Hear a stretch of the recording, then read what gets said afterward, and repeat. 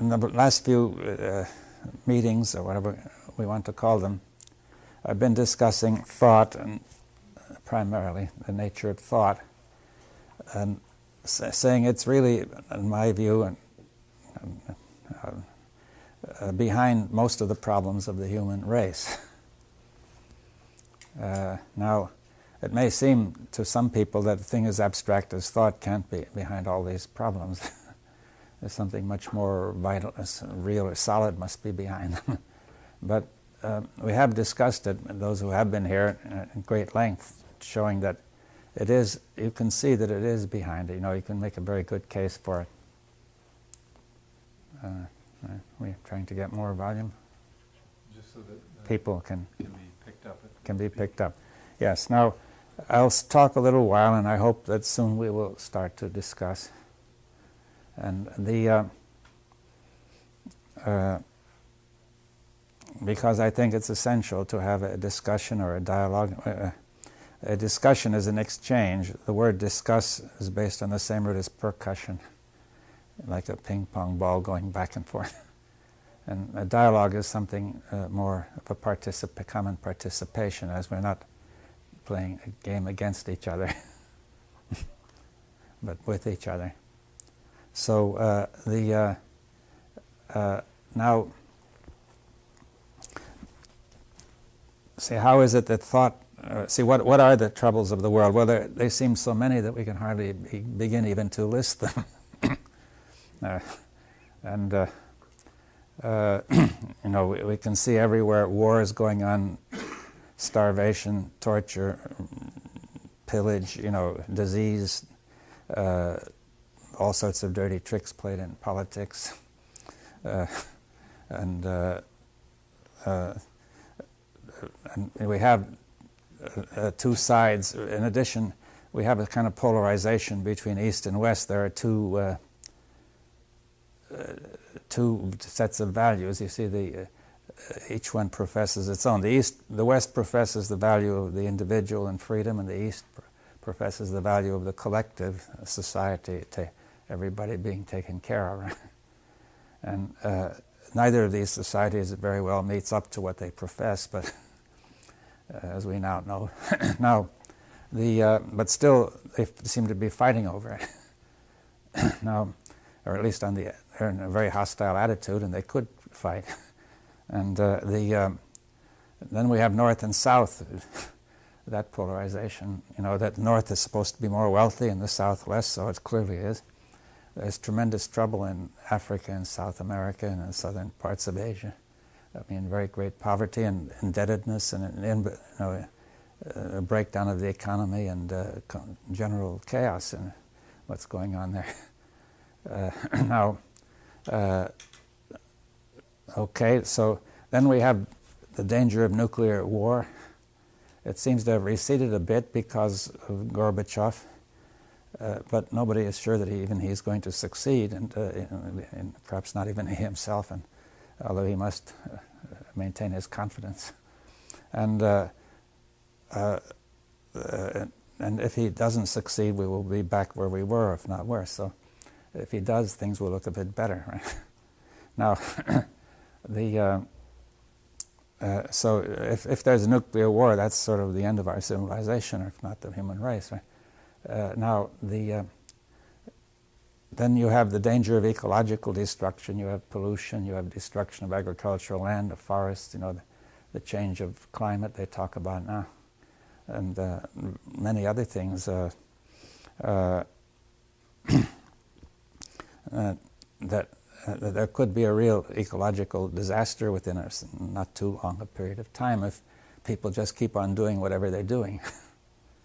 And well, I don't need to multiply it. You see, we have growth of crime and violence everywhere, drugs and so on, indicating that people are very unhappy and not satisfied, and so on. So the list could be extended forever, almost. Now, I think if you look into this, it's all thought that's behind it, you see. See, thought is somehow going wrong. See, what about nationalism? You see, Or what about the East-West division or the North-South? You see, people think in a certain way. They think we have our values of the East, their values of the East are our values of the West. We think we're here in the North and we're not very responsible for the South, and the South, they're just going their own way and so on. Everybody says, I belong to this group, to this country, to this nation, to this religion, and it doesn't matter what happens to the others. In fact, if they get in my way, we'll just fight. Now, that acts as if the people are acting as if they were all independent and all rather far away from each other. And independent of each other. But in fact, everybody is completely interdependent. You see, everybody depends on trade now, and if trade stops, the whole thing collapses. Every country depends on every country. Pollution crosses the boundary. Radioactive clouds cross the boundaries. And everything crosses the boundaries, including ideas and violence and so on, customs, habits. But everybody's thinking as if none of this is happening, right? It seems strange why they should, because it's so obvious that it is happening. You see, if you say, why should it be? No, it's a way of thinking, right? People seem to be committed to this way of thinking, that people don't want to look at any other way of thinking, right? That people want to believe that everything is going to be all right, you see, without being too disturbed, without changing things too much. And see, people say, well, the economy is going all right here, why should we worry? I mean, some people say it isn't so good, but still those who feel it is going right say, well, it's okay for us, why should we worry about all those people? I mean, it's all right to think about them, but we needn't worry too much about them, right? But in fact, it all depends on them. You know, if it doesn't go right there, it won't go right here, you see, and vice versa. So that's a certain way of thinking. It's fragmentation, right? It's to break things up into bits as if they were independent. Now, it's not merely making divisions, but it's breaking things up, which really not or not separate. It's like taking a watch, I gave you an example, and smashing it into fragments, rather than its parts are taking it apart and finding its parts, right? You see, the parts are parts of a whole, but the fragments are just arbitrarily broken off from each other. And things that are really belong together are sort of treated as if they were not. That's one of the features of thought that's going wrong. Now, there are a great many other things. You see, I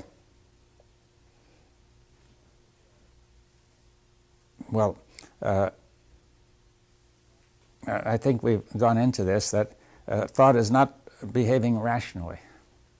You see, that they wouldn't do that. If thought, to be rational about it, you would say we must acknowledge the fact of our interdependence and behave accordingly. You know, but people don't seem to do it, you see. There's a thought, it seems to be very hard for people to think that way, generally speaking. I mean, some people may, but you know, it's very hard.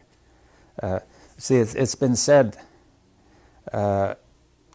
some people have come out with the idea, what they call the Gaia Hypothesis, namely, the Earth is like a single organism. The whole of life on this planet, it makes a kind of organism which is very stable and which responds to protect itself, you know. And some people are very favorable to this hypothesis, saying if you believe it, then you would begin to put the Earth first. You see, it's like saying some cells of the body wouldn't put themselves first if they are part of the whole body. And of course they do sometimes. They are cancer cells. They grow first. They just keep on growing independent of the body, right? So you could say that this whole process, from the point of view of the Gaia hypothesis, what's going on is the proliferation of cancer all over the planet, right? Now, see, a few people take this hypothesis seriously, but you see, very few are really, as yet anyway, letting it change their whole approach, right? But maybe someday it will have an effect, you see. Now, you see, it's similar to a virus, you see, also a cancer, a virus. if you take a virus, it spreads. You see, there's a certain pattern of proteins in there, DNA, and when it enters your body, it sort of gives instructions to your body to make more of the same, right? Right?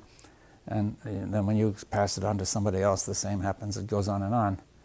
You see, so this information can be like a virus. We have a whole amount of thought, of knowledge, of information spreading all over the world. But the more computers and radio and television we have, the faster it spreads, right? And therefore, the virus of violence can spread, right? The virus of greed or the virus of fear. Or, in fact, you may have read in the papers, computers can be infected with similar viruses. That there's a bit of information which says spread this to another, the same pattern to another computer with instructions to spread it again and again. Right? It's very similar. So, you see, somehow this is a disease of thought, of knowledge, of information. Right? You see, you can see that is subject to a disease. And this has very serious consequences.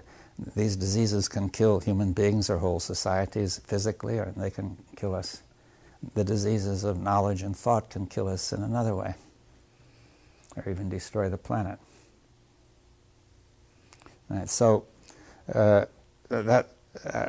so if you go into that, you can see that somehow there's a wrong way of thinking that is behind these vast set of troubles. You see, it spreads. Each one excites the other. You see, one form of nationalism excites another. I have a friend in Israel, a professor of social geography, who pointed out that Jewish nationalism in the form of Zionism provoked Palestinian nationalism. In the beginning, there never was any. They never thought of themselves as a nation, right? But you see, one provoked the other and provoked the other back and back, right? And it was all thought, right? In other words, nationalism cannot be anything else but thought, saying we belong to this nation, this territory is ours, right? Now it happens that both of these nations are saying this territory is ours. So what are they going to do?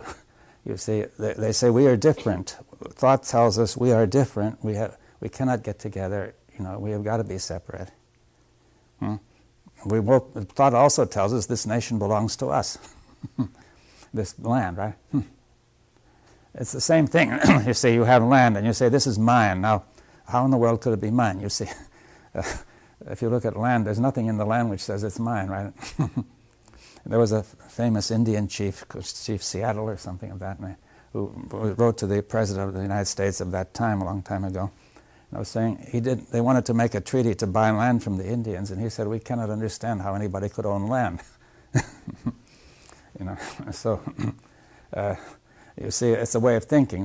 These Indians did not think that way, but the people in Washington did, obviously. Now, the point is that the ownership of land is entirely in thought. Right? If you think you own it, you own it. You see it, provided everybody else will think the same way. If somebody else won't agree with you, then you've got to fight, right? So now, therefore, fights over land are entirely due to the way of thinking, right? You may say, man, this is the way it is, and we'd better stick to it, but when people were fairly separate and so on, and not too many of them, this might have worked up to a point, but now we're all interdependent, and it won't work, you see. So money also is thought, right? You see, originally they took gold, but gold doesn't have much value in itself. You can't eat gold or anything, but it was exchanged, right? Now, then gold was replaced by paper, which is even less valuable. And then paper is replaced by bank accounts, and bank accounts are now replaced by little electric currency and computers, another form of thought, right? So, therefore, according to what the computer thinks, if the computer thinks you have a lot of money, then you're all right.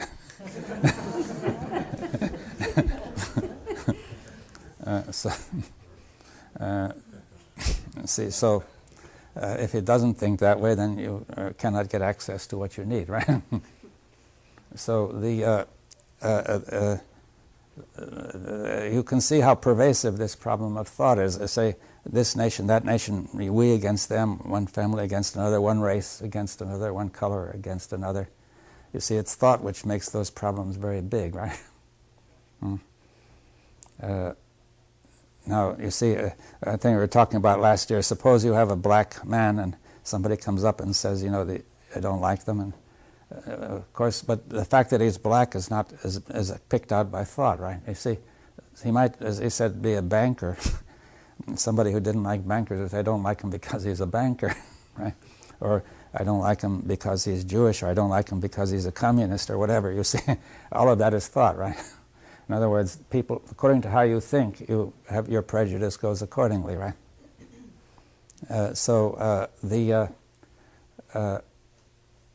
Okay, so I think then that's a sort of a review that I'm saying that thought is behind these problems, and that people generally haven't thought that way. See, in the beginning, thought was considered to be, and it still is, a very valuable thing. Thought also has done all the things which we are proud of, you see. It has built our cities. It has, well, we shouldn't be too proud of them, I suppose. But it has created science and technology and all the things we see. Everything you see in this room, or in practically all of what is called nature here, has been arranged by thought, right? And agricultural and everything, you see. So everything we do has been arranged by thought, right? And it has been very creative, medicine and all sorts of achievements, right? And yet thought also goes wrong somehow, and it produces all this destruction. Now, in the past, people may not have noticed this and have thought only that thought is knowledge is power, ignorance is bad, and so on. But there's a certain danger in knowledge and in thought, which people haven't paid enough attention to. Right? And so okay, we have all this thought, and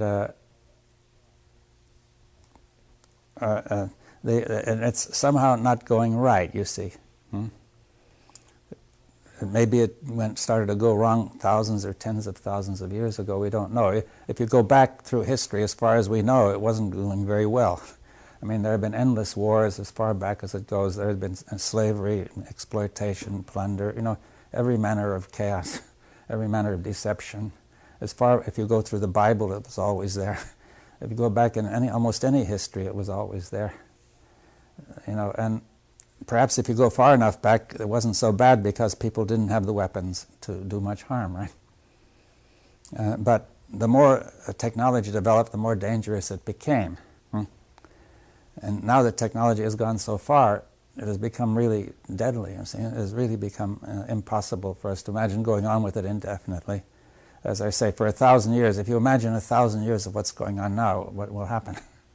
Will there not be some catastrophe or other? Therefore, with the growth of technology, the human race is faced with a tremendous crisis or a challenge, right?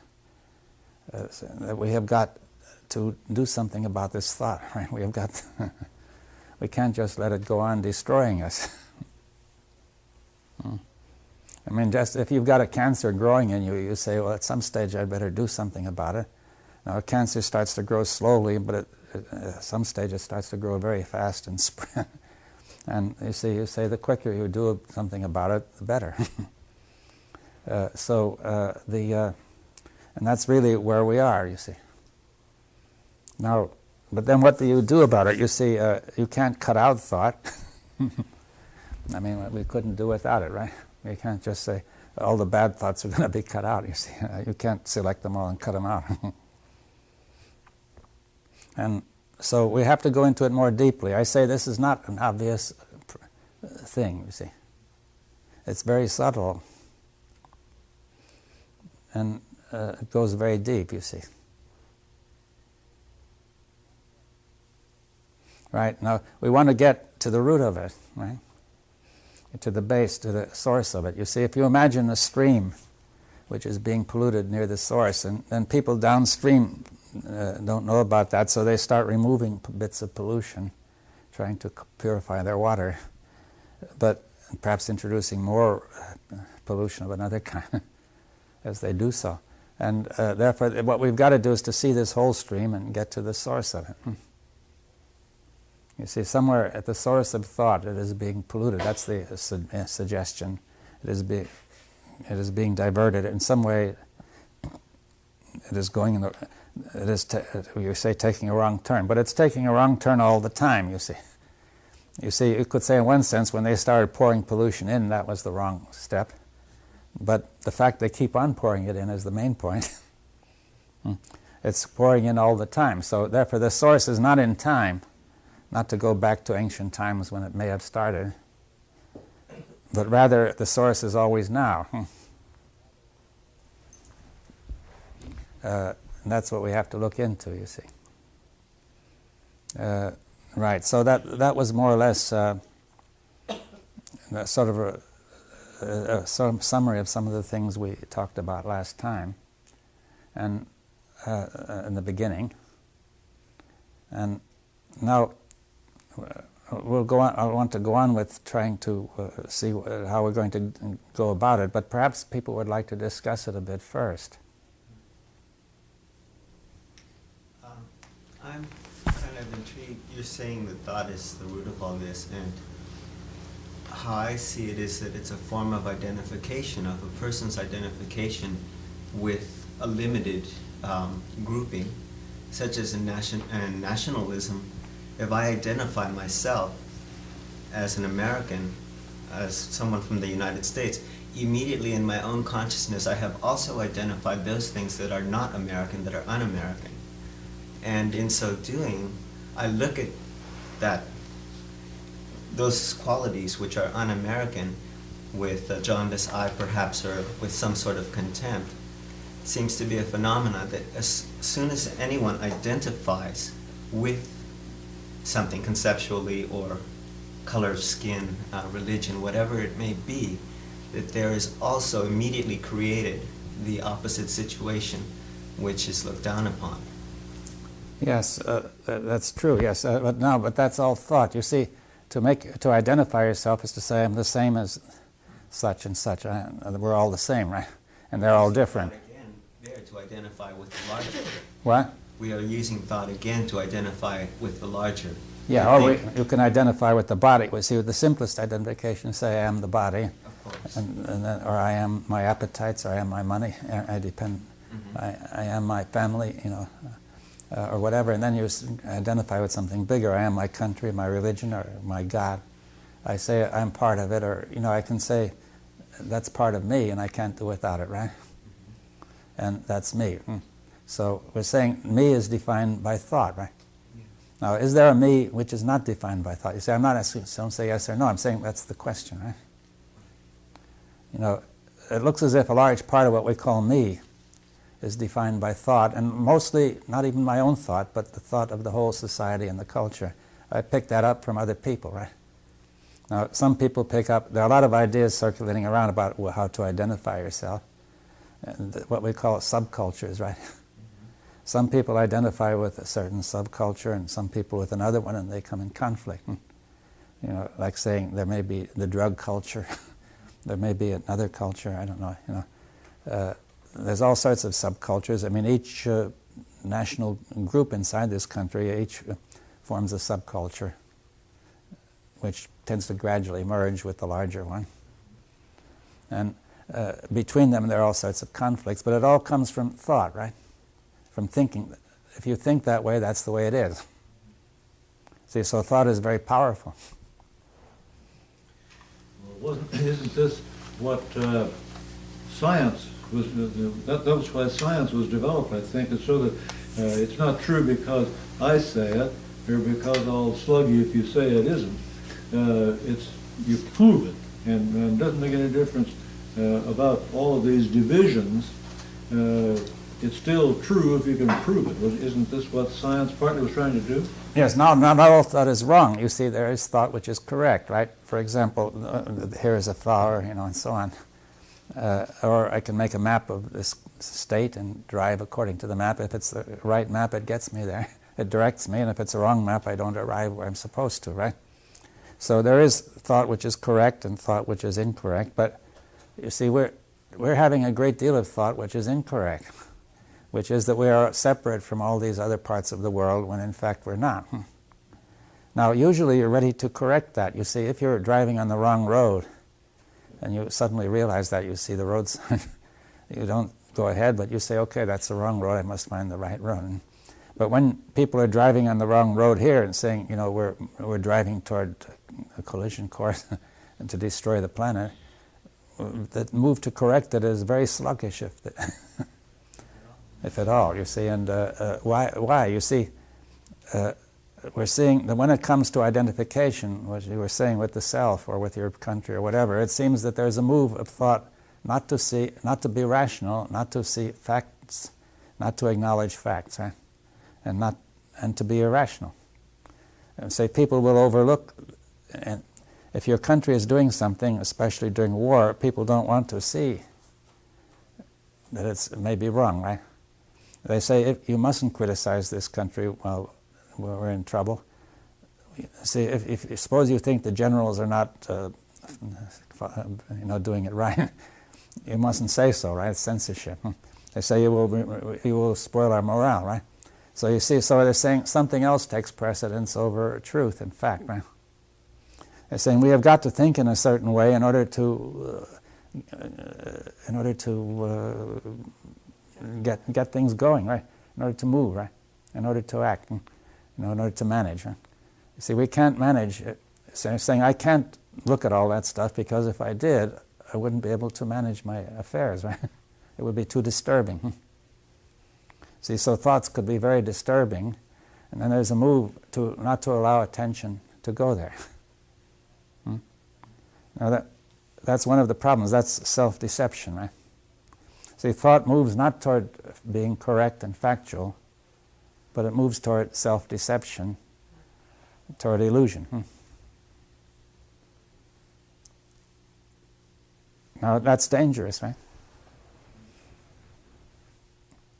But we don't seem to see the danger. You see, in other words, that thought, when it's moving to self-deception, says it denies there's any danger and says there's no danger, right? Everything is all right. Don't worry. You see, I remember in one of the books I recently wrote, in the introduction, my friend and I referred to a crisis, and somebody who wrote a review said, "Where's the crisis?" You see? I don't know what he was thinking, but perhaps he was thinking that, no, everybody around me looks perfectly all right. I'm making plenty of money, and so are they, and nothing to worry about. So you see, you keep your eye focused narrowly on some limited area and say, there's no problem there. And maybe as well, in a very subtle way, he glimpsed the real danger reading your book, and I think you wanted to cover it, maybe, because I think I read that review and it was real, for me it was kind of disturbing my organism, and I said probably he has read the book, or maybe he just glimpsed in a very subtle way that this book brings out something that can be really disturbing, so it's a danger for the self-deception. yes, that may well be. Now, that's very likely, but you see, of course, we don't know for sure. But but I'd say that don't want to focus on that one incident, but rather that's very general. And if that only happened once, we'd say, oh, that's not too bad. But it's happening all the time. That's what I'm trying to say. But I think it's a good example because, for instance, I've done a lot of speaking on behalf of nuclear issues, and very often people of all different ages will respond by saying, well, what can I do about it? I mean, it's bigger than anything I can do about it. So I think the assumptions that we've discussed, the assumptions in thought, are one of the things we need to look at. I think that in order to have the energy to look into this, some of these assumptions have got to be looked at. Yes. Now, you see, if you say, this is too big for me, in one sense it's true, but in another sense I say it's not. Now, you see, you see, if you say the crisis is only the external phenomenon, what's going on, then it's very big, right? It's like saying, suppose you have a dam, which has not been constructed properly and it slowly erodes away. Then suddenly it goes, right? And all that wall of water is running down. You're not going to be able to stop it at that moment. But you see, the question is, what about that process which is constantly eroding, making the dam, wrong kind of dam and letting it erode? You see that deeper down, what's going on. That the real crisis is not in these events which are confronting us, like wars and crime, and drugs and economic chaos and pollution and all that. But it's really, what is the thought which is making it all the time? Now you see, each person can do something about that thought because he's in it. You see, now one of the troubles we get into is to say it's them who is thinking all that and me who is thinking right. But I say that's a mistake, you see. You see, I think that thought pervades us, and the minute, it's like viruses, as soon as they enter you, they'll start to multiply unless there's an immune system that stops them. Right? So the kind of thought that's going on all around us begins to take over in every one of us, without even noticing it. And do we have a kind of immune system or something that stops it, you see? Now the only way to stop it is to recognize it, to acknowledge it, to see what it is. Now, therefore, if any one of us starts to look at that, then we are looking at the source of the problem. It's the same in all of us, huh? You see, we may imagine that the source of the problem is somebody over there is thinking these wrong thoughts, or a lot of people are. But the source of the problem is much deeper, that something is going wrong in the whole process of thought, which is socio-cultural, which belongs to all of us. That it's sort of spreading like a virus. And each one of us is nourishing that virus. Is that, so if you begin to see that, then you are beginning to do something about what's going wrong. Now, that doesn't guarantee that we're ever going to stop it, but it's the beginning. It's the only way you can hope to begin. You see, the saying, if enough of us do it, then it will start to change. What I seem to be hearing is like what she was saying, the assumption, we have to get at some of these assumptions. The primary one being that of individuality, of being individual, separate. Yes, well, we have that assumption. We must question it. You see, in some sense it's true, we are separate, but in another sense it isn't. With regard to thought, it is not true.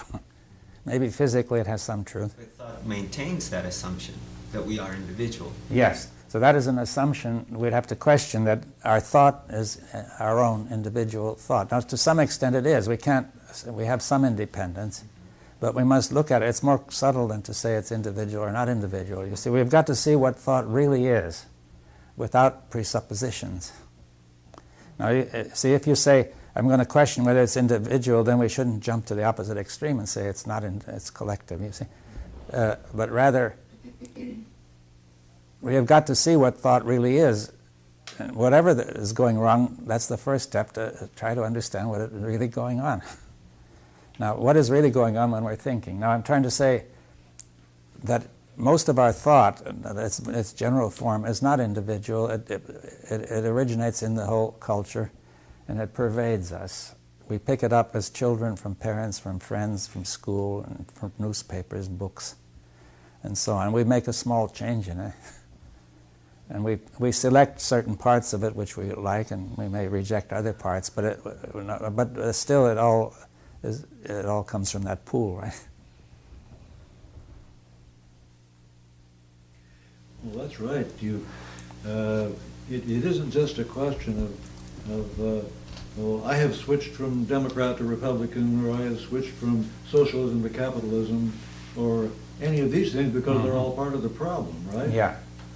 Yes, you see, it's not a question of the particular content of thought, but it has to do with what we may call the deeper structure of thought, which is common to all of us.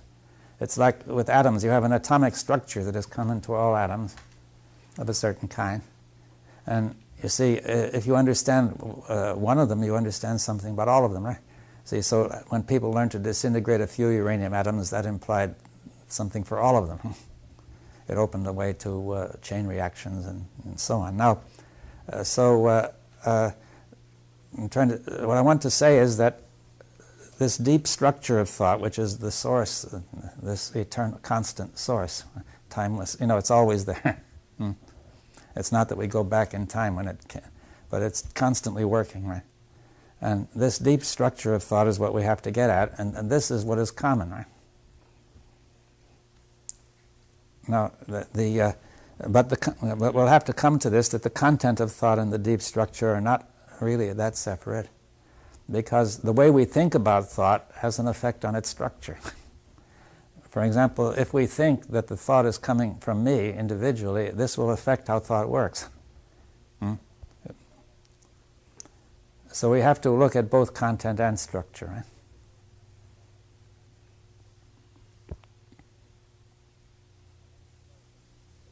Now that's the sort of thing we're aiming for in this period of time and in this weekend. There's some things I would like to bring out about this content and structure. Right?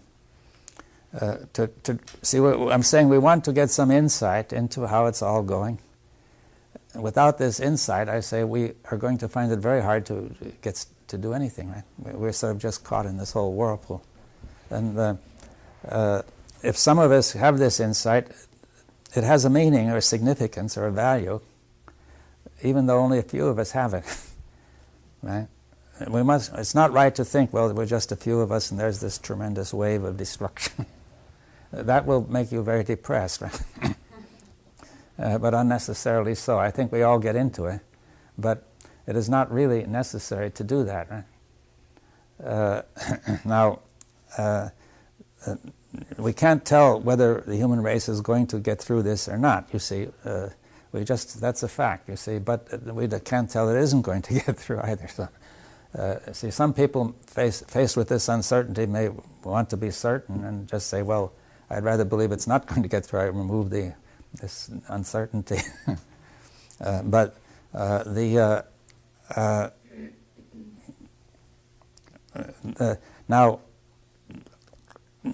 only thing you can say is that what I'm suggesting is this, that when we look at this, we are looking at the real source of the difficulty in ourselves or in this group or wherever. It is all one, right? So if we can see it here, we have seen the essence, right? Now, and that has significance, right? A moment ago, when you said have an insight into the thought, you weren't meaning simply to have an accurate description of the situation, but something more. Yeah. It's to see its inner nature, to really see into it, right? Like you have an insight into a puzzle or whatever, is a very simple, small case of it, right? You see, I like to play with words, like the word evidence has the root videre, to see, right? Video. It means to see outwardly. The evidence is what you see outwardly. Now, if there were a corresponding English word which had the same Latin root, you would have the word invidence, to see inwardly, right? But the English word for that is insight. So from the evidence, you need an insight, or else you don't understand, right? The evidence alone won't get you anywhere. It's just the outside, right? But without the evidence, you also can't get anywhere. So we have to see the meaning of it. To see what it all means, right? Now that's a kind of inner perception. Now, this is an extraordinarily difficult kind of inner perception, or at least it looks that way. You see, suppose you're doing a scientific problem or a technical problem. You have a lot of evidence, certain facts and so on. You don't understand how the thing works, but as you work with it, suddenly you see how it all works, right? And we could call that a kind of insight, looking into it. But see, here we have got to see how thought works, and usually we use thought to look at things, to figure things out. Now, how are we going to do it now, you see? I'm just raising the question, right? But, I'm not going to answer it right away. You see that we are facing an extraordinary question, which is, it could be asked, say, what is the instrument with which you see how thought works? Well, one of the things that I notice is that when one attempts to look at thought, one looks through time, thinking that one can achieve something through seeing certain parts of it. But more and more, that seems just to create more confusion. And that seems to be one of the processes of thought, to work through time. So. Yes, well, thought does work through time. It takes time to think, and thought projects time as past and future, right? Mm-hmm. Now, well, I think I was going to say something about that a little further on, but the instrument to see thought can't be thought itself. Well, probably not, but you see, if it isn't thought, then what is it? Isn't it possible Perception. just to watch? Yeah, what? Yes, perception, but not only sense perception.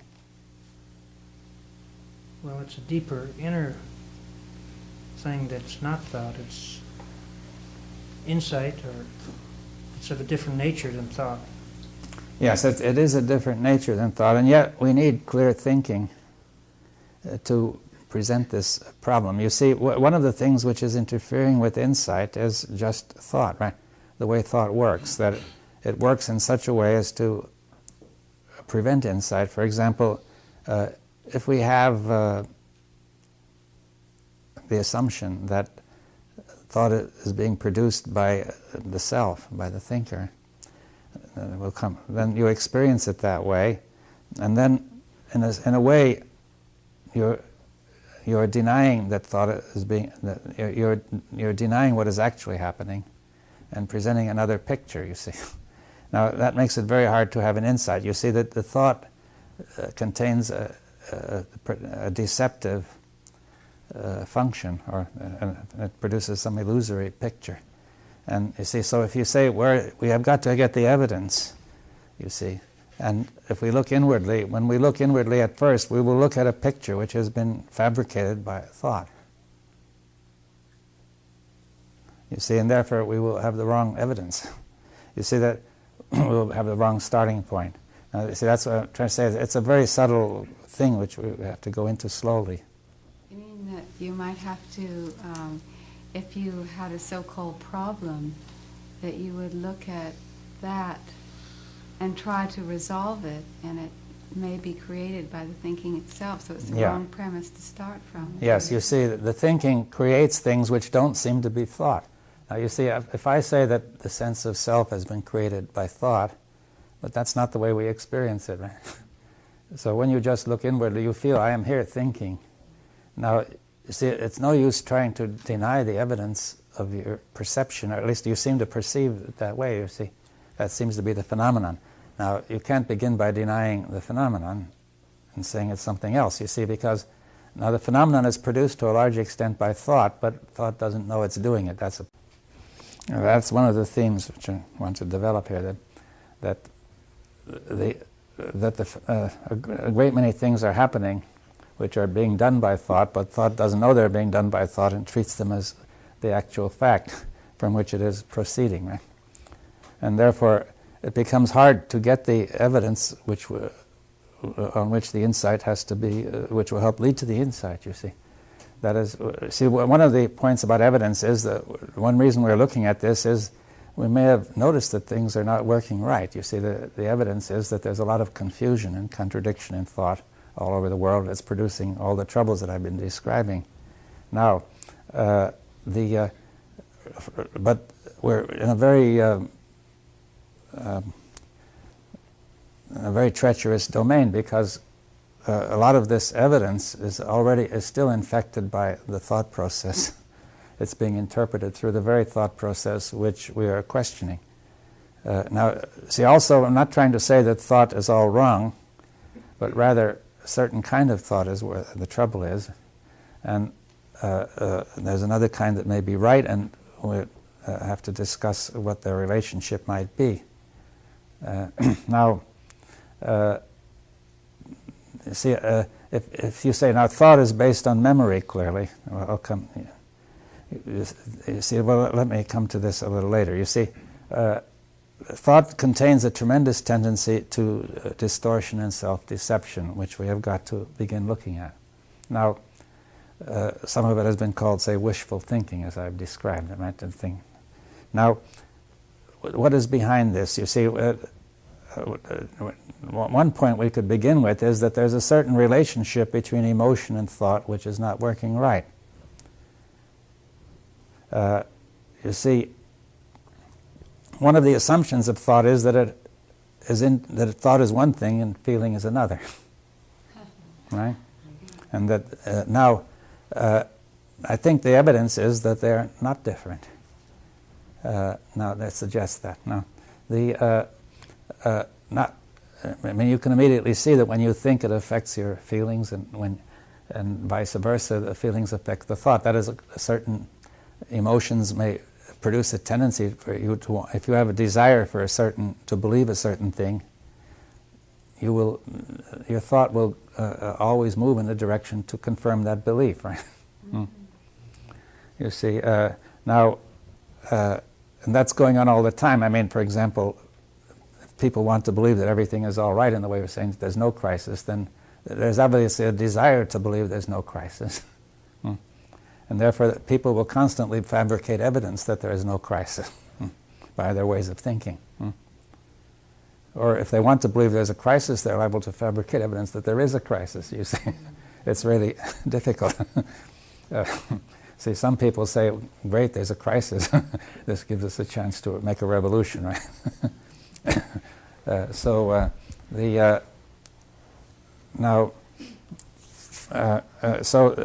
whole process is very treacherous, that the emotions profoundly affect what happens with thought and tend to make it false, and thought can affect the emotions. According to what you think, you will get feelings. You see, if you think something is wonderful, you get a certain feeling. If you think it's terrible, you get another one, and so on. You see, you can say this situation is depressing, and you would get a depressing feeling, and so on. Right? You see that it's clear just by ordinary experience that thought and feeling have a tremendous effect on each other, which denies the way that our culture is thinking about it, generally speaking.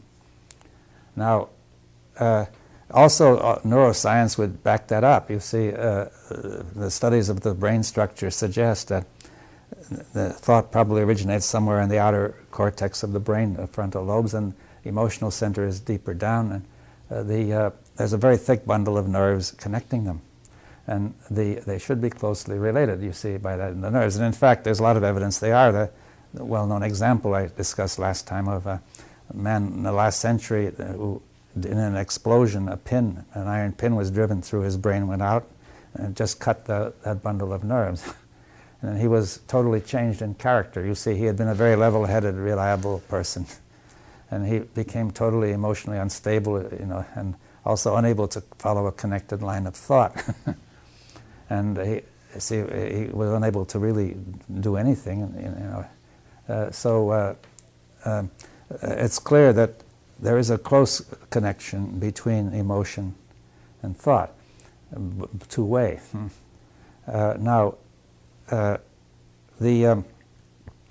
And we can see that, we discussed last year, that this connection may be disturbed even though we don't cut that bundle of nerves, right?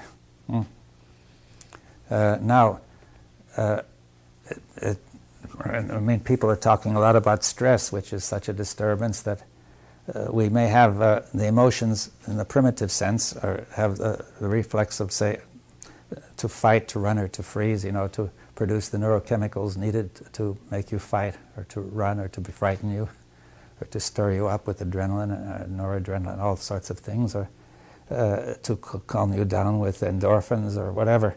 And if somebody's in a situation, this situation which was on the television program of an airport controller, he's angry at his boss, you see. His boss is mistreating him. So he can't run because he's got to stay there. He can't fight his boss, and he can't just stop and freeze and do nothing. So meanwhile, the brain is pouring neurochemicals into the system, as if he were in the jungle, you see.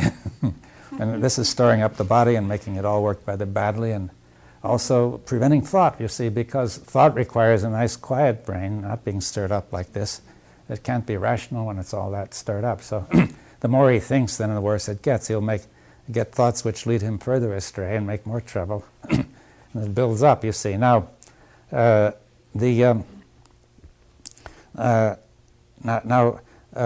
civilization tends to make this worse. I mean, that's clear. In very simple times, and with hunter-gatherer tribes of 20 to 40 people, everybody knew each other. They had a very simple life, and such situations were seldom sustained. The more civilization develops, you have to have a bigger society with rules, authority, police, jails, armies. You have wars and jealousy and hatred and plunder. Whoever's running the show, somebody else wants to run it, and so on. And you build up a tremendous amount of stress. And the further civilization goes, by and large, the greater the stress, you see. At least it appears that way, that it has been, and we haven't solved the problem of what to do about it. Now, so there's this relation of emotion and thinking, and now I want to suggest that it goes wrong, you see, because of this process we've been talking about. Now let's take the word thought. We roughly know what it means by our experience, right? You can say, I'm thinking, I know it, or I may not know it, but then the word thought is interesting. It's the past participle of the verb to think. It really means what has been thought, right? In other words, you think something, and then it becomes thought. You see, now we have our culture, most cultures say that after you think something, it just vanishes. But it doesn't vanish, it becomes thought. Whatever you have been thinking becomes thought. If I've been thinking people of this race are inferior, it becomes my thought, right? Then that reacts automatically, right? The next time I see him, and I see that person as inferior without having to think, right? I'm not conscious of thinking anymore. Or if I say that there are assailants in the neighborhood and I'm in a dark night and I see a sort of a shadowy form, my thought is there are assailants here, and I may then perceive that assailant, right? The thought just works, even though there may be none, right?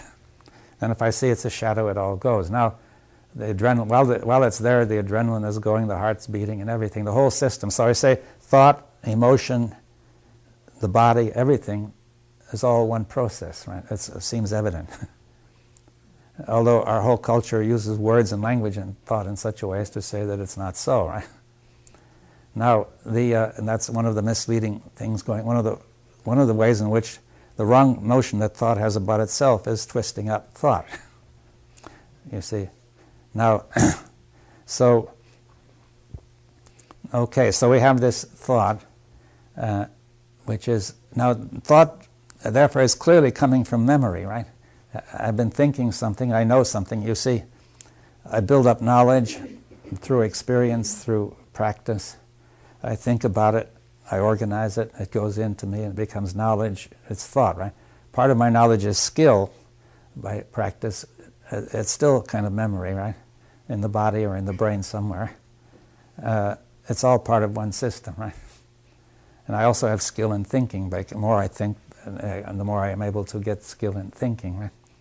So, therefore, there's what Polanyi has called tacit knowledge, the knowledge which is sort of, you can't state in words, but it's there, right? Like saying you know how to ride a bicycle and you can't state what that is, right? So you could imagine somebody trying to formulate. You see, when you turn a bicycle, see, if the bicycle is falling, you have to turn it in the direction which it falls, right? To make it come up.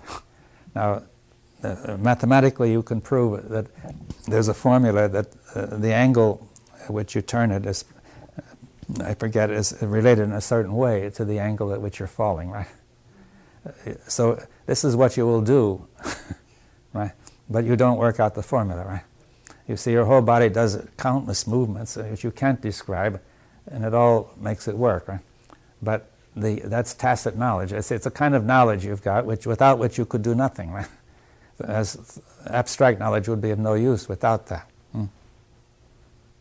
Now, so we have all that as knowledge. It's somehow stored up from the past. It's a continuation from the past of something that you learned. Huh?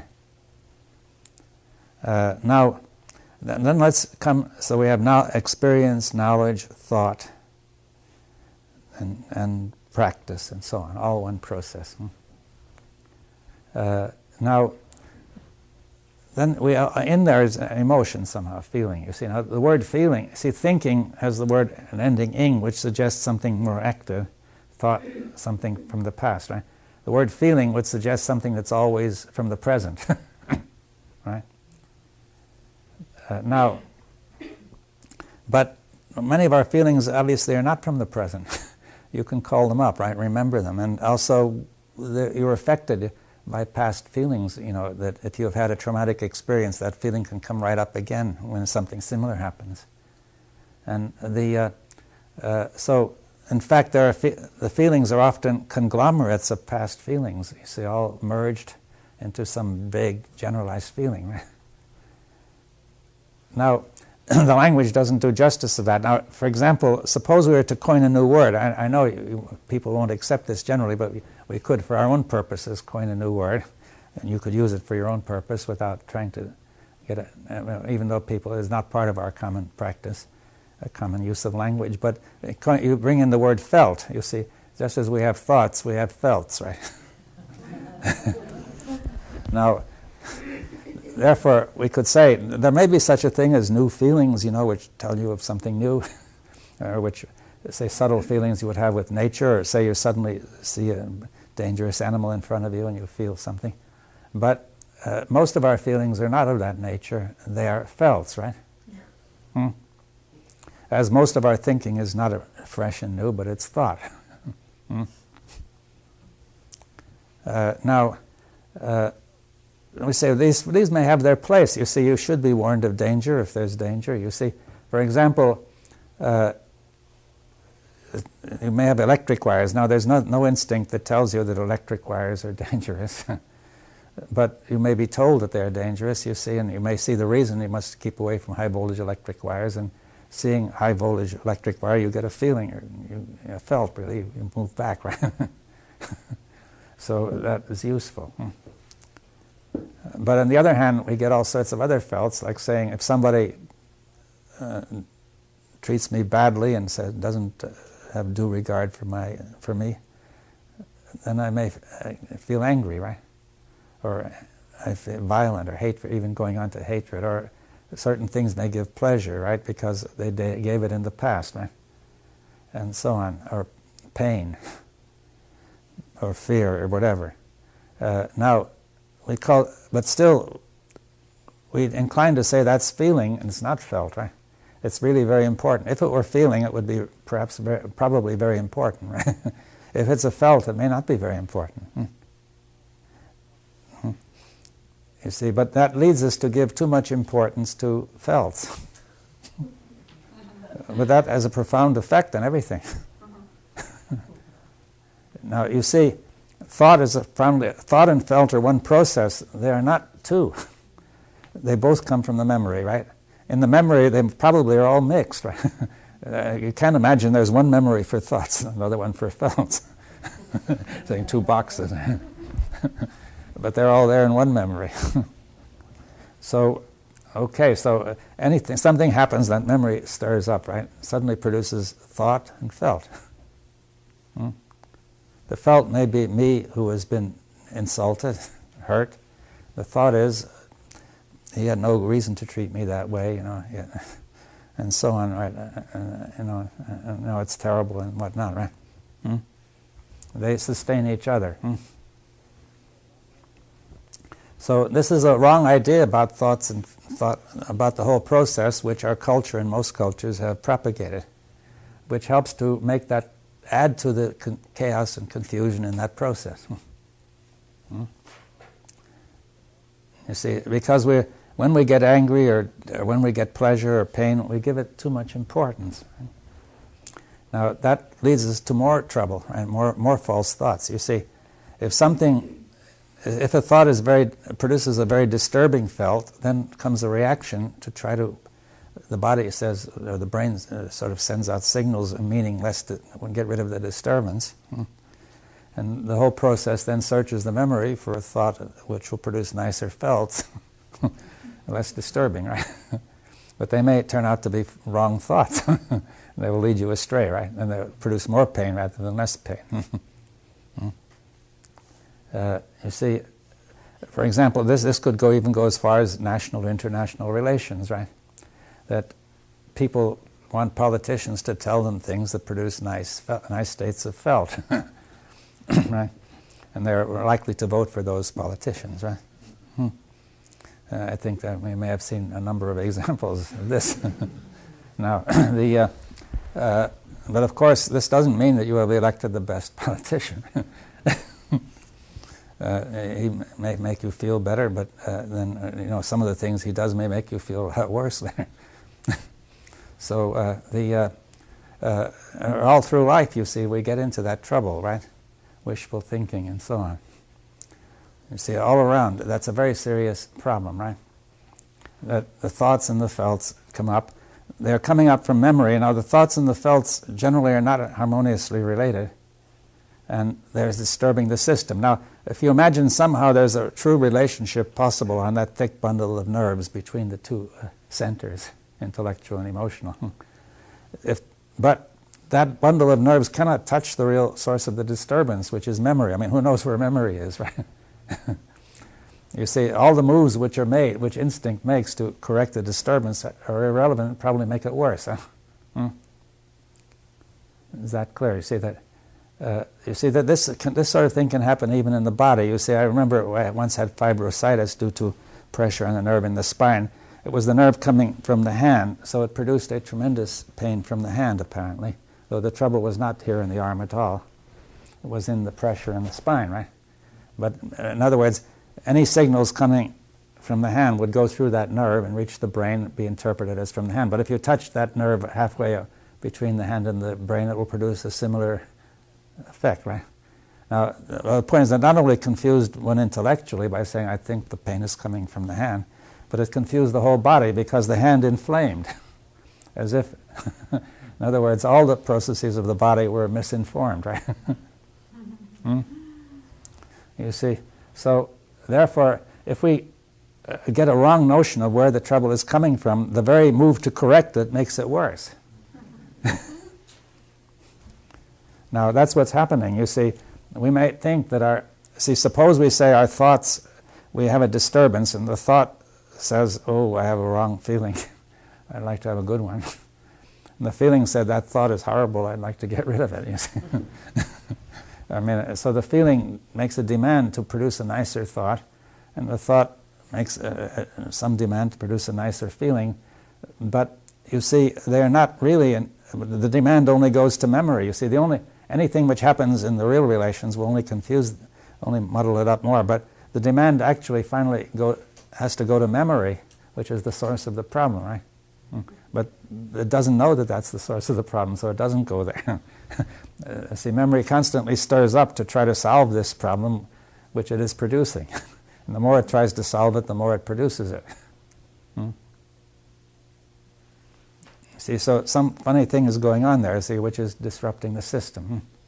This thought-felt process. It's really all one process. We have to watch out for this language, which even, see, the fact that we have the word thought and no word for felt helps to make it a little worse. Although even if we have the right language, it doesn't make it right, you see. I'm just saying it's useful to have this change of words just to call attention. But changing the words alone is obviously not enough.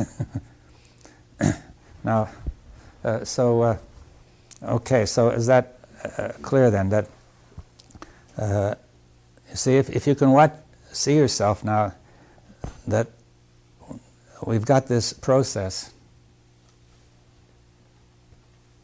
of thought felt, right?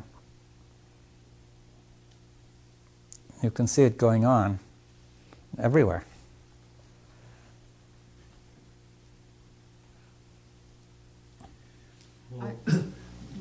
Maybe I'm jumping here. If I am, I withdraw it.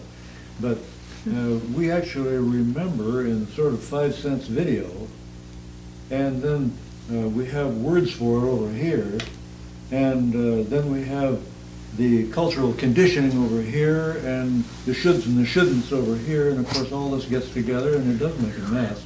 Am I on track? Yes, it's all in memory, you see. Yeah. It's all muddled, mixed up in memory, but it comes out apparently separate.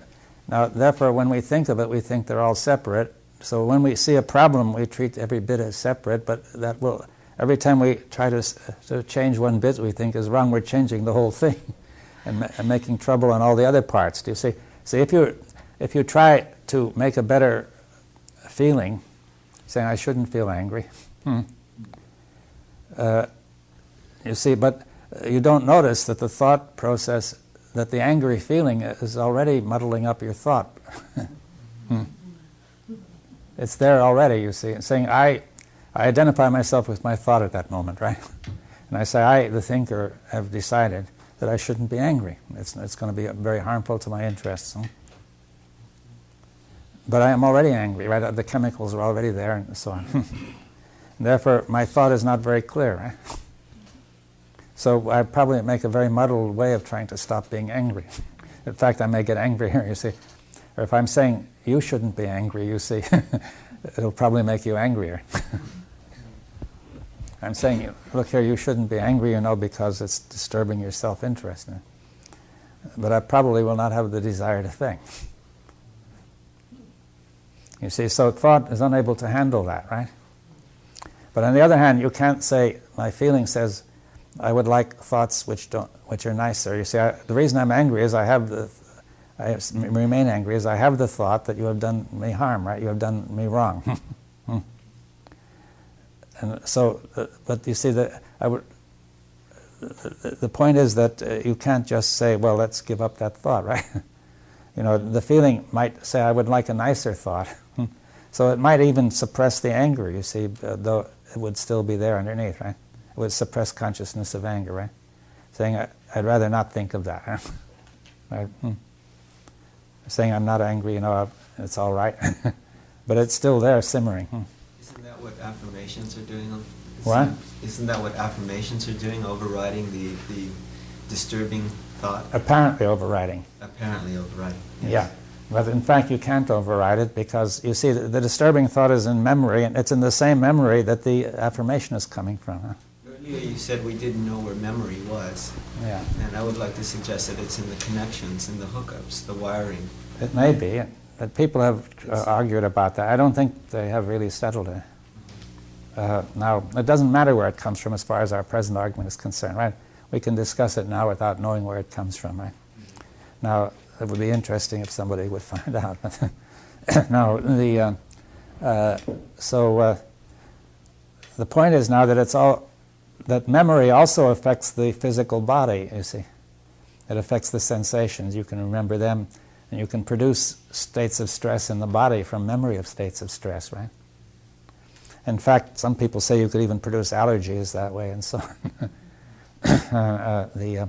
I can't remember, there seems some evidence of producing allergies in animals that way. But from memories.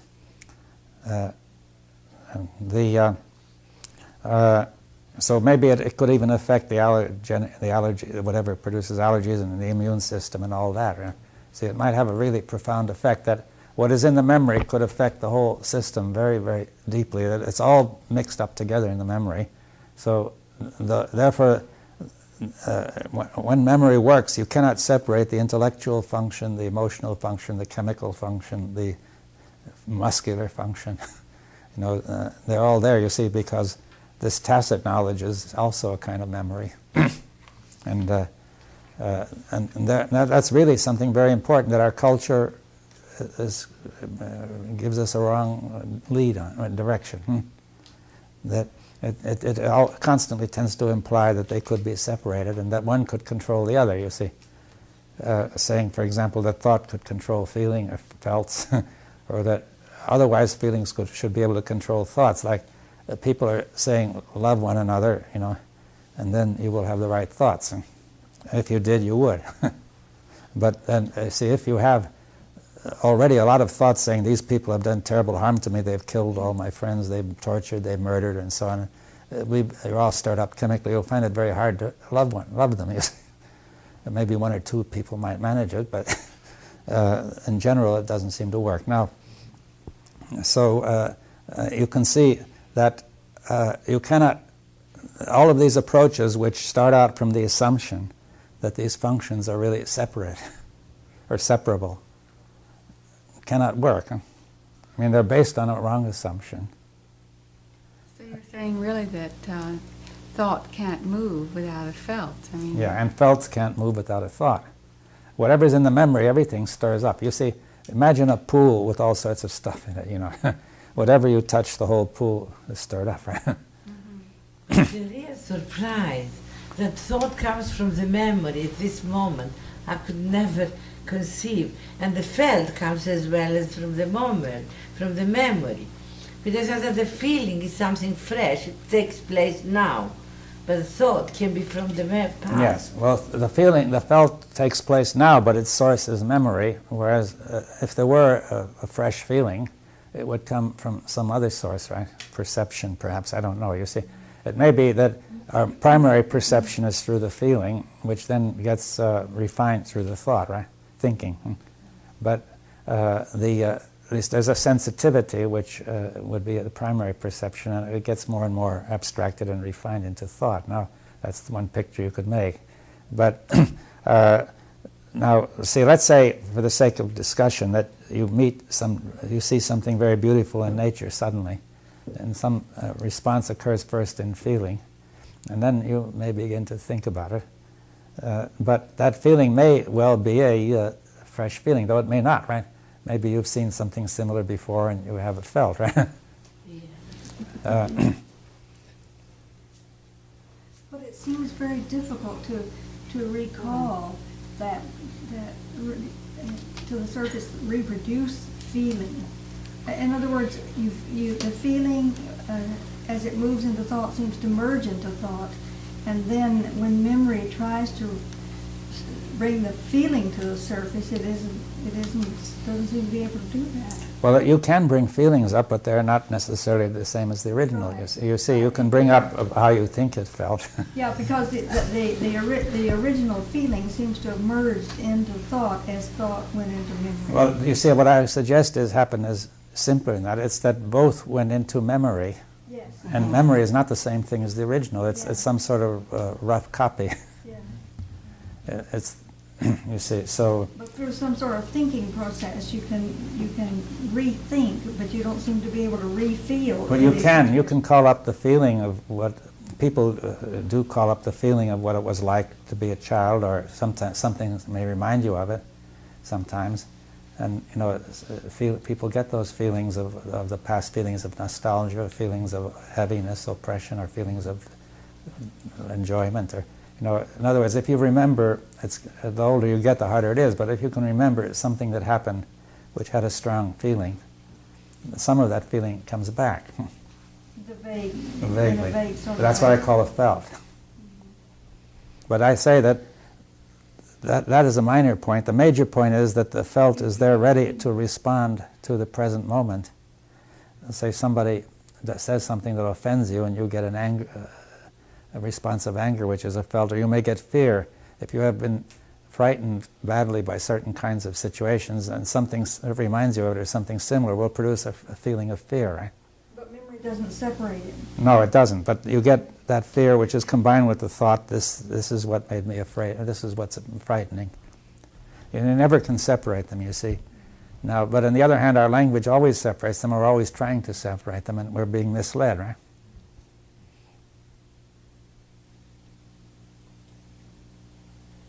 Well, words are not natural to this. They have to be built in. Doesn't that confuse the thing because we don't use words the same way? Well, yes, well, we have to learn.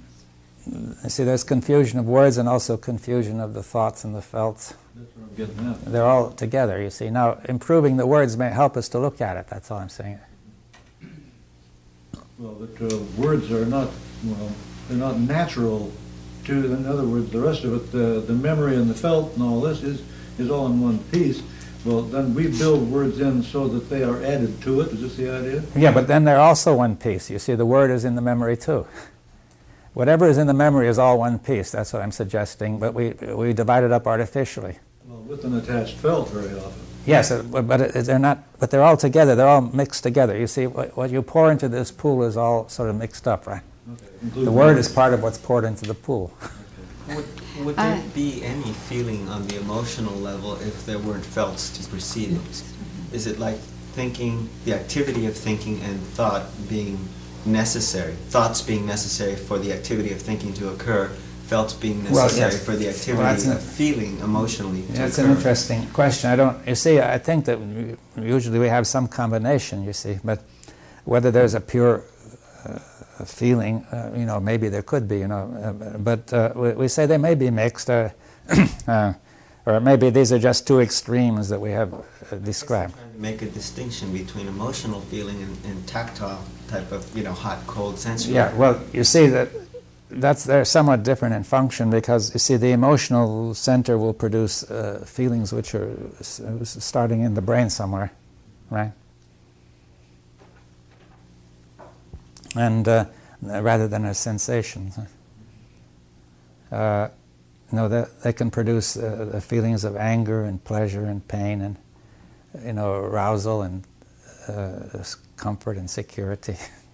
And all sorts of feelings or felts. You see, if somebody says something comforting, say you're worried, right? You may stir up the nervous system in some way by that thought. Now, if somebody says something comforting, then you feel better. Perhaps it liberates endorphins, you see, or something. You see that, or some other chemical that coats the pain centers, or the centers which are producing the disturbance, right? So you could say that words and thoughts and so on can now stir up comforting feelings from the felt, from the pool of felts, right? Can it even go past that and stir up feelings of discomfort because you feel that it perhaps wouldn't last? I mean, Yes. In other words, it can go on and on. It's just like saying, don't think of the color of your car. The Yeah. first thing you do is think of the color of your car. But it's like everything is connected in some way. Yes, that's true. You see, it also stirs up feelings of discomfort. You see, that's all in the memory. So a certain thought may stir up a very uncomfortable feeling, a feeling of disturbance, right? Both, yeah, both Both. comfort and discomfort. They may be together, you see, and sometimes they are together, and then, you see, it's well known, you see, that if you have a mixture of pleasure and pain sensations, that, see, as the pain dies away, then you have an excess of pleasure, like you stub your toe and feel pleasure later, or as the pleasure dies away, there's a feeling of pain, right? Or felt of pain.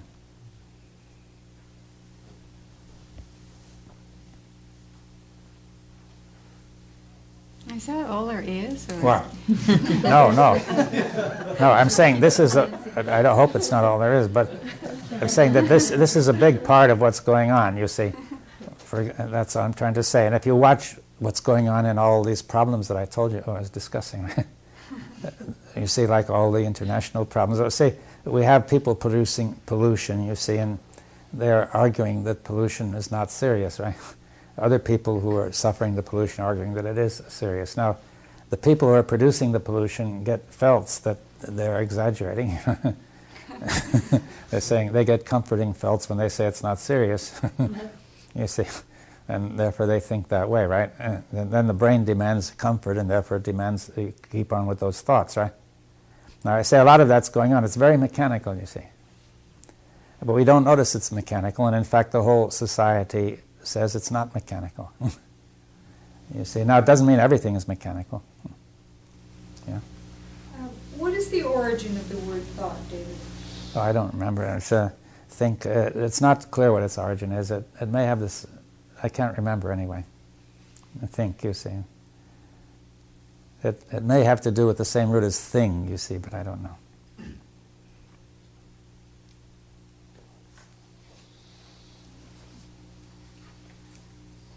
That's our problem. Is there a process or an observation outside that problem, which is ourself, which is what you just described, which can do something about that problem? Yes, or perhaps we already have. You see, let's make it more general, you see, because even to postulate that there is something outside may be something invented by this process itself. You see, there may not be. Something new. Yeah, is there something new or something more which enable us to to get on with it, right? You know, to get out of it. You see that. That's perception or insight. It can be that, but you see, I say that's a suggestion, but I think that we have to be careful that that this thought-felt process can produce in the imagination something which it calls perception or insight too, you see. That is, whatever you say anything is, it can always be imagined, and you can mistake the imagined thing for the thing. You see that, the creation of illusion. Now, you see, that's why we have to go very carefully. It's a subtle question that if I say perception, that is a word, that goes into this pool of words and thoughts and felts, and out of it comes a picture of perception. And I say, yes, I perceive. Right? You see, that's the danger. You see what I'm driving at? You see that you can say, love one another, that's what we need, right? All you need is love, right? And you say, so these words go into the pool and they come out with some felt and say, okay, I've got love, and now everything is all right. You see, those felts are whatever, past conglomerations of feelings are now given the name love, right? But how could something new come out of what's the old? Yeah, but yes, I'm not saying it's not all that, you see. I'm saying we have not said it's all that. I'm saying we don't know. There is more, but we're saying this has been a big thing. We have to pay some attention to it.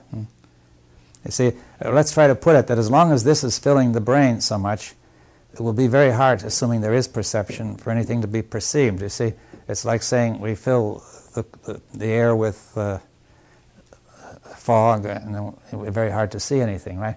Or you see, it's dust clouds or something. You see, you say, this is going on, or... Does that mean that every part of the brain is touched by this cloud? It may or may not be. You see, for the moment, we'll say that this is the dominant thing that's going on, generally speaking. You see, the less we make assumptions about it, I think, the better.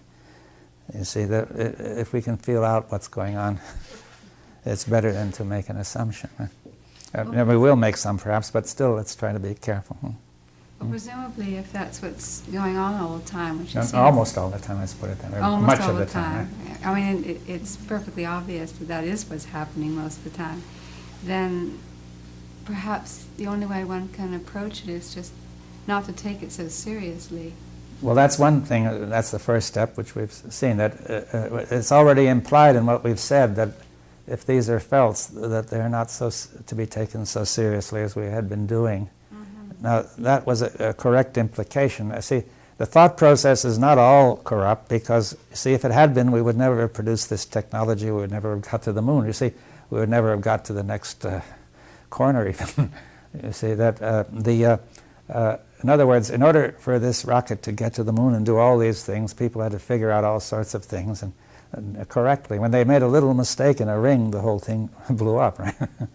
You see, so... and that mistake was made because of the thought-felt process that there was a lot of some group of people didn't want these rings criticized for various reasons, and so they felt better not criticizing, and therefore, and so on. You see, so it was, although even technically this thought-felt process goes in there, but still, it seems that thought has some possibility of not being totally wrong and not being totally muddled up in this thing. So we can see that seems clear enough, right? That thought can do all these other things, and it can also get lost in this stuff, right? And maybe the two mix up. Yeah. 5 minutes. Yes. Well, yes. I wanted to do one more thing. You see, maybe if we go on about, maybe 5 or 10 minutes beyond that, and then one point more which we could do tonight. You should discuss tonight. Now, this is the question of it was brought up before, how time comes into this, right? Because thought obviously is used for defining time, right? That is, no, you can't really define time without thought in some way. And now, you see, suppose we say, here we have this problem. It's all, we all see it. Now, in technical thought, which we say is that area where thought seems to work,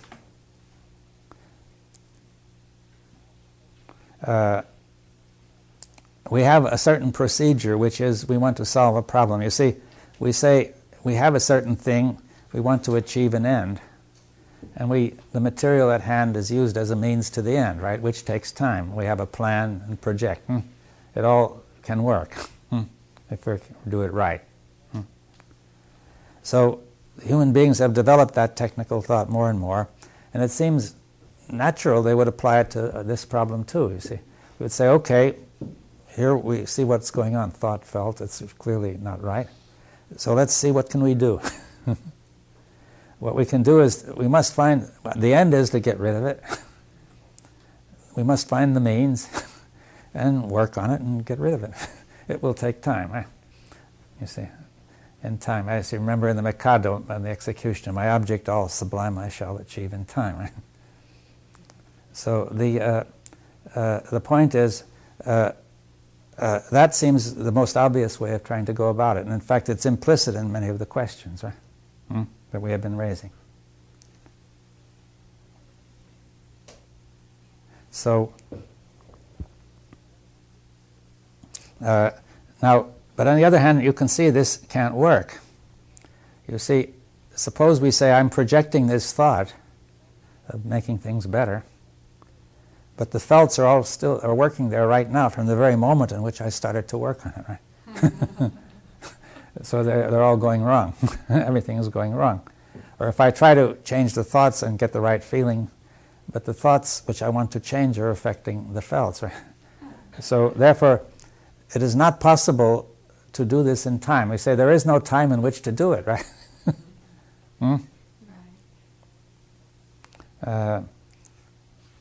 You see, that's where the problem is. You see, ordinarily, for all technical problems, we have time. We project the end and use the means and achieve the end, right? And it seems natural, you see, it spills over into this area, right? That kind of approach. But it doesn't work. Now, our culture doesn't realize it doesn't work. And we're constantly doing it. I mean, people are constantly trying to solve this problem by the kind of thought which projects an end and uses means. That's clear. Countless techniques exist for trying to solve this problem.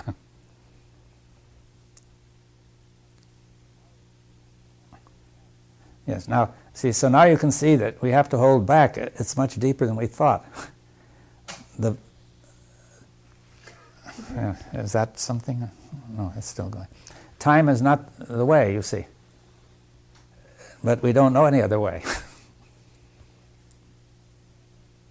You see, so where are we, you see? We're saying all the way we had is not going to work, you see. It cannot work through time. But the whole of society, all of science, everything works through time, right? All our knowledge works through time. It does work nicely in certain areas.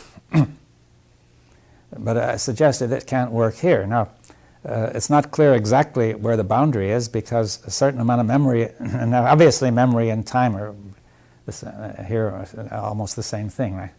We cannot use memory as the base. At least it looks that way. Maybe we can, maybe we can't, but at least we see a problem in trying to do it. Now,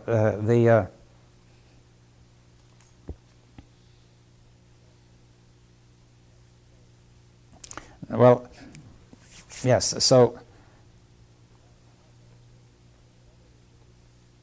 and therefore it seems that whatever we do, this thought is spilling over. We try to become better in ourselves, right? We try to control our wrong tendencies. You know, everything that the society has taught us, right? But I say fundamentally it may work apparently up to a point, but underneath it won't work in the long run. I say it hasn't worked, you see. So people have tried to control their tendency to murder and to nationalism and to deception and to all these things, and no matter how long civilization has gone on, it has never stopped, right? This control didn't work, right? All the attempts to control it by laws and by moral precepts and by this and by that, it hasn't worked by and large. I mean, for some people it worked up to a point, but it's not making the whole thing work. Now, so You see, thought is spilling over from the area of technical area where it is able to work, this kind of thought anyway, into an area where it doesn't work, partly because we don't know anything else apparently, but we really don't quite see why it spills over. You see, we say, why shouldn't we just stop? You see, maybe if we stopped trying to deal with this thing, the problem might not be there. You see, the problem itself is sustained by this attempt to control it, you see, because the thought which tries to control it is already twisted by the felts which it wants to, which are in the background there, which it's got to control.